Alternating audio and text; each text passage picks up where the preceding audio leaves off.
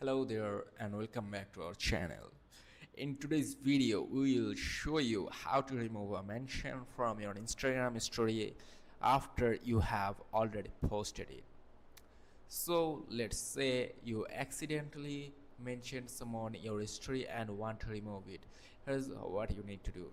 You have to open the Instagram app on your phone, then tap on your profile icon in the top left corner of the screen to view your story. Then you have to tap on this.